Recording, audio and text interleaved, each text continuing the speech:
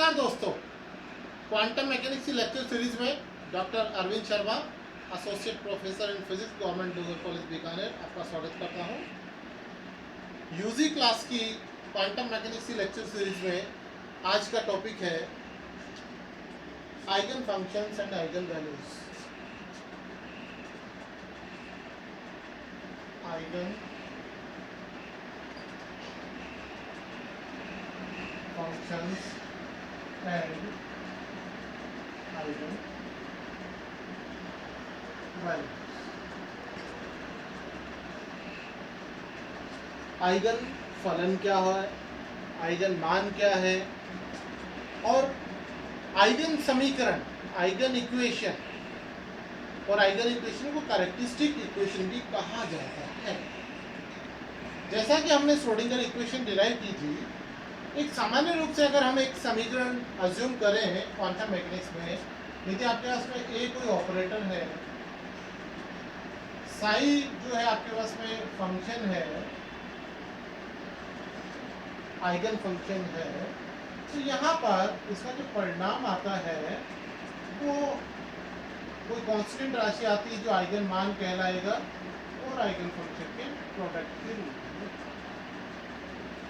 एक ये सामान्य समीकरण जो है जिसको हम समझ सकते हैं कि ऑपरेटर संकारक तरंग फलन पर ऑपरेट होता है, उससे हमें कुछ परिणाम प्राप्त होता है और वो परिणाम जो है आइगन फलन और नियतांक के गुणनफल के या प्रोडक्ट के बराबर होता है। इस प्रकार के समीकरण में अगर हम ध्यान से देखें तो ये जो समीकरण कहलाती है, इस इक्वेशन, इस तरह की इक्वेशन को हम कहते हैं eigen equation, eigen value equation और कैरेक्टरिस्टिक इक्वेशन। इसको क्या कहा जाता है? कैरेक्टरिस्टिक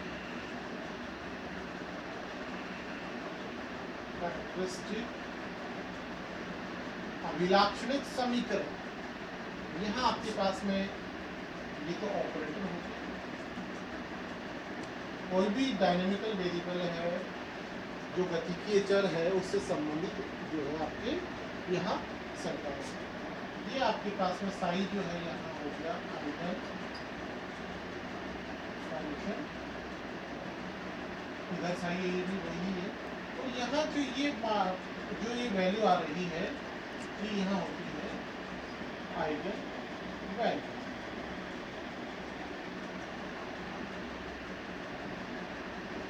इस प्रकार से आइगन मान, आइगन वैल्यू को आइगन मान कहते हैं, आइगन फंक्शन को आइगन फलन कहते हैं, ऑपरेटर संकारक होता है।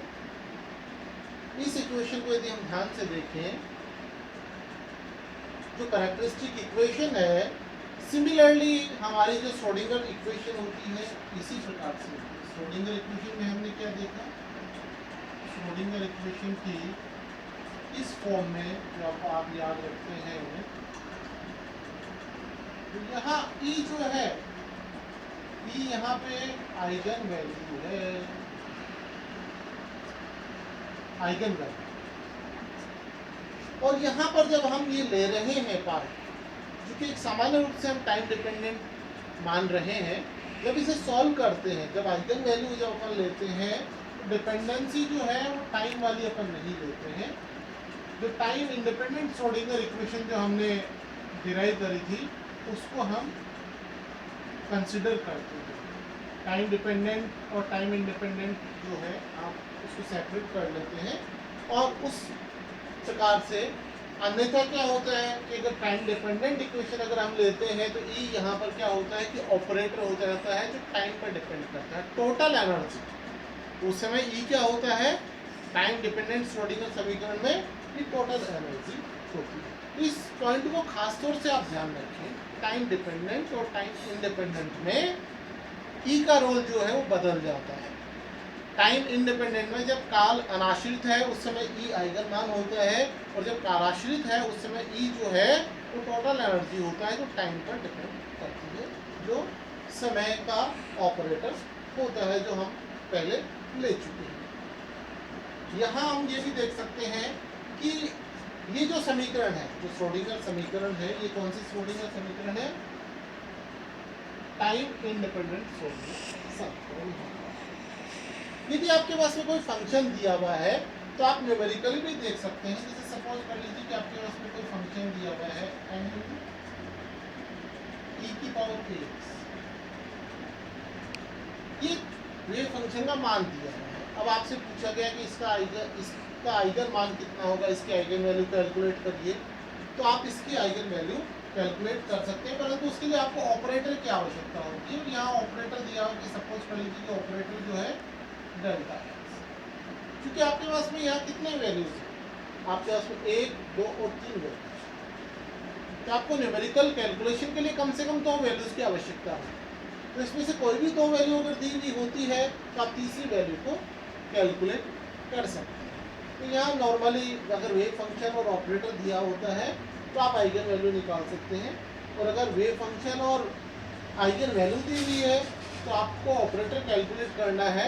तो ऑपरेटर की फॉर्म जो है वो भी नहीं, कुल मिला के 3 वैल्यूज हैं, उसके अकॉर्डिंग अगर आप यहाँ से कैलकुलेट करना चाहें तो यहाँ से आप देख सकते हैं कि ऑपरेटर जो है, यदि इस पे ऑपरेट होता है, ये बराबर आ जाएगा a n e की पावर, और यहाँ पर ये आप देखें तो ये हो जाएगा आपके पास में, यदि इस इक्वेशन से देखें a psi equal to a, ये पार्ट है, ये भी साई के बराबर है। अर्थात करस्पॉन्डिंग जो आपके पास में वैल्यू है, आइगन वैल्यू, वो किसके बराबर आ गई?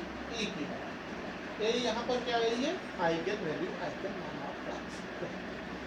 तो इस तरह से जो है आपके पास में ये शॉर्ट में आप इसको समझ सकते हैं। किसी भी सिस्टम के लिए इसे लेते हैं, इसको स्टेट फंक्शन भी कहा जाता है।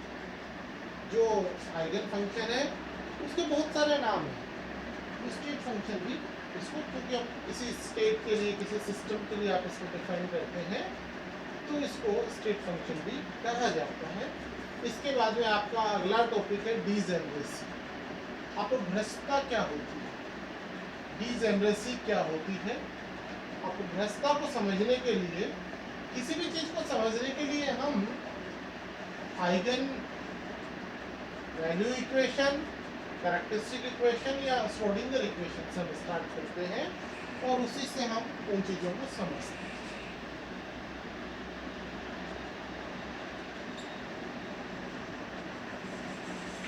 डीजेनरेसी, अपभ्रष्टता।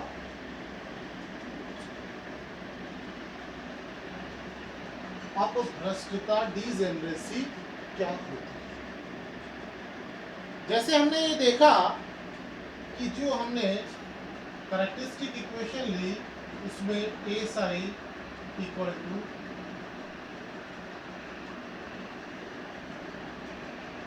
ए,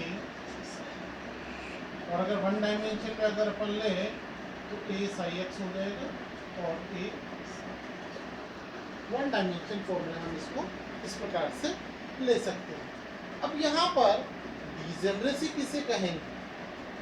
डीजेनरेसी के कंसेप्ट को समझने से पहले एक तो हमें एक वर्ड काम में लेना पड़ेगा, लीनियरली इंडिपेंडेंट।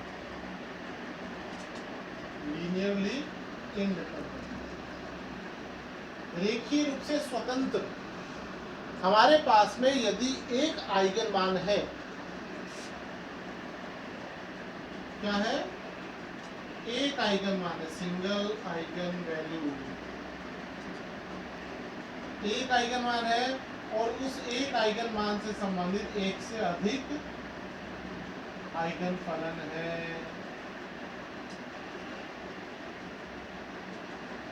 एक से अधिक आइगन फलन है। आइगन मान एक है परंतु उससे संबंधित जो है एक से अधिक आइगन फलन है। ये जो गुण होता है, ये गुण जो कहलाता है अपभ्रष्टता कहलाता है। ये जो गुण कहलाता है, क्या कहलाता है? ये कहलाता है डीजेनरेसी।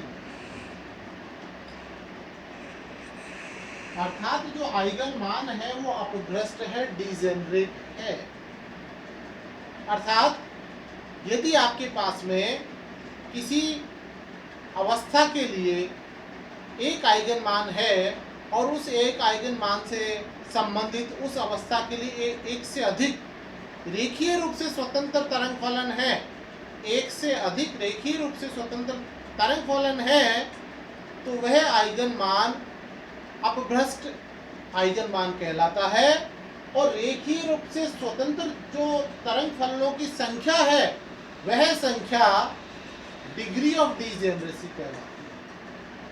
मान लीजिए कि ये लीनियरली इंडिपेंडेंट है चारों, तो यहाँ पर 4 क्या हो जाएगा, 4 हो जाएगा डिग्री ऑफ डिजेनरेसी, अपभ्रष्टता की कोटि, डिग्री ऑफ डिजेनरेसी अपभ्रष्टता की कोटि कहलाती है।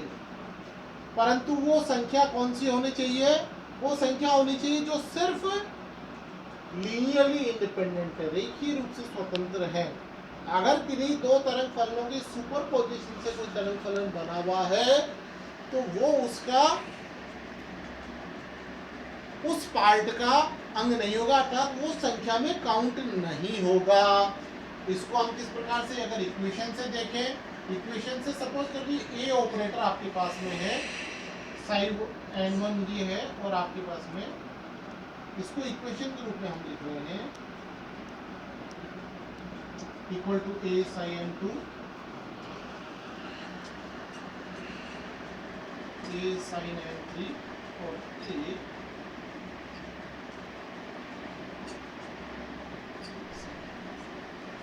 ये हम इक्वेशन के रूप से इसको समझ सकते हैं। अपन यहाँ देख रहे हैं कि आपके पास में आइगन मान जो है वो सेम है, आइगन मान आपके पास में एक ही है और तरंग फलन जो है वो एक से अधिक रेखीय रूप से तरंग फलन, जो रेखीय रूप से स्वतंत्र तरंग फलन है वो होने आवश्यक है। और रेखीय रूप से जो स्वतंत्र जो तरंग फलनों की संख्या है वो मैं एक बार फिर रिपीट कर दूं, वो डिग्री ऑफ डिजेनरेसी कहलाता है। रेखीय रूप से स्वतंत्र तरंग फलनों की संख्या क्या कहलाती है, डिग्री ऑफ डिजेनरेसी अपभ्रष्टता की कोटि कहलाती है। यहाँ हम ये भी देख सकते हैं, जैसे हमने पहले भी देखा है कि सुपरपोजिशन जो होता है, दो या दो से अधिक तरंग फलनों का जो सुपरपोजिशन होता है वो सुपरपोजिशन जो है अर्थात सुपर इम्पोज्ड जो वेव फंक्शन है वो भी एक तरंग फलन हो सकता है किसी भी स्टेट फंक्शन के लिए। जैसे सपोज कर लीजिए कि आपने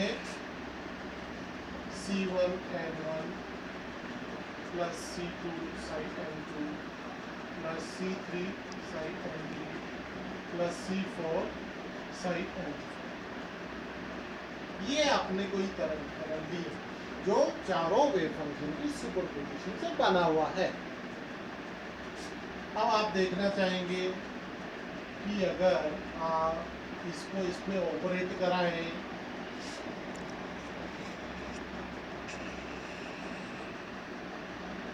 ये क्या हो जाएगा, C sin n1 plus C2 sin n2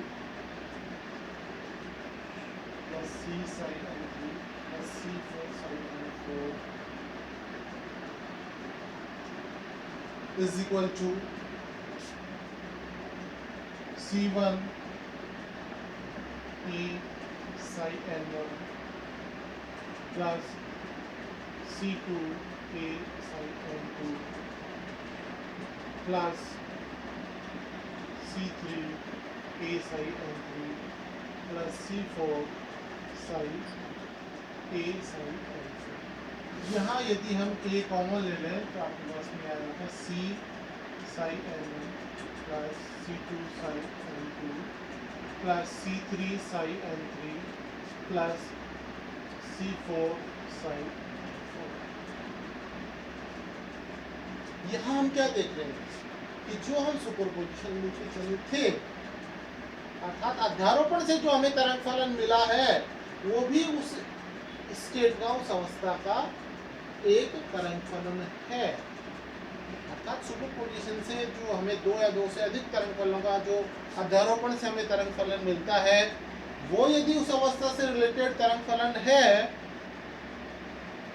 और होता है, परंतु उसे हम उस संख्या को हम यहाँ इंक्लूड नहीं करेंगे ये 4 ही रहेगा। ऐसे कई कॉम्बिनेशन हो सकते हैं, हमने एक कॉम्बिनेशन की बात की, ऐसे कई कॉम्बिनेशन हो सकते हैं, परंतु वो इस संख्या को प्रभावित नहीं करता है। ये खास तौर से आप ध्यान रखें। धन्यवाद दोस्तों, फिर मिलेंगे क्वांटम मैकेनिक्स की लेक्चर सीरीज में। धन्यवाद।